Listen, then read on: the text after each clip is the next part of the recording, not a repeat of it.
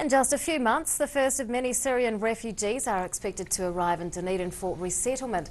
The city has been chosen to accommodate about 150 international refugees this year, and that's sparking community support. Gerard Aynsley of the Dunedin Refugee Steering Committee is here to tell us what's happening. Good evening. Good evening. Now, what is the purpose of the Steering Committee?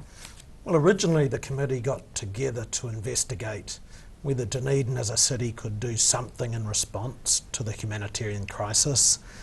Now that Dunedin has been asked to be a resettlement centre, our sort of role has changed a little bit. So we aim to support the Dunedin City Council and the Red Cross in terms of the community engagement and to make sure that, you know, the resettlement is a positive one. Yes. How many people are involved? It varies. Sometimes there's over 20 people at the meeting. So as people show an interest, they're often invited to come to the meeting to make sure that all the different community groups are involved. You know, everyone that wants to assist, we're really interested in. Which aspect are you working on at the moment? Well, probably the big thing at the moment is we're assisting the Mayor and the Red Cross for our first information evening.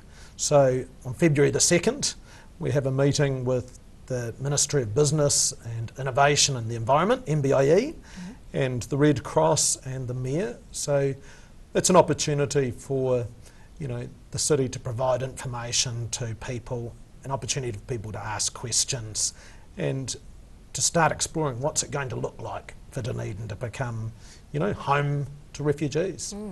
What is the biggest challenge in getting the city ready to support those refugees? Well, there's a lot in terms of the infrastructure, and fortunately that's government. So MBIE looks at ensuring that there's health and education and employment, those sort of things, housing. The other thing is just to continue to make sure that the people of Dunedin realise, hey, this is happening. You know, in April there will be the first group of 45 refugees coming from Syria. They will come from different experiences of life, and, you know, how do we make sure that they feel at home? Are they coming directly from Syria, or have they been waiting somewhere else? So they're in Lebanon at the moment. So those who have been chosen to come to Dunedin know that they are coming to Dunedin. So they will be Googling Dunedin to see this is our new home. But they're in camps in Lebanon at the moment. Okay. And then they will go to Mangere for 30 days, 60 days or something like that as part of an integration into New Zealand. What sort of events are you planning to support their arrival? We haven't planned anything specific yet, but of course the first group, we would hope that there will be people to welcome them at the airport and those sort of things.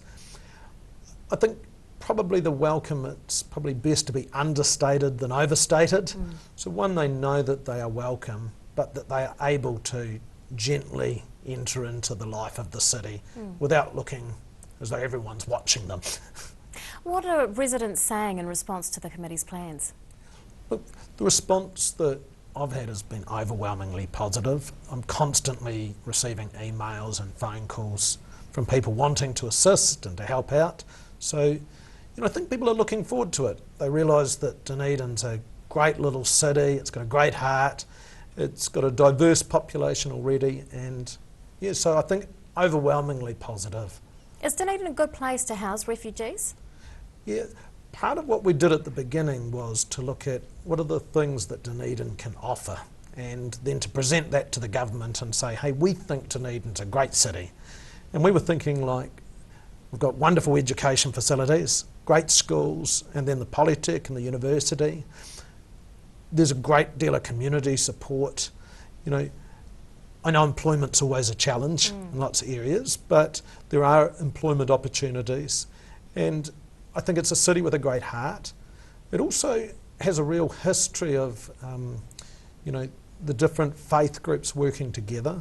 So there's the Dunedin Abrahamic Interfaith Group that has really built trust and relationships between the different faith traditions. So we've got a lot here to offer refugees. Gerard Aynsley of the Dunedin Refugee Steering Committee, thank you so much for your time today. Thank you.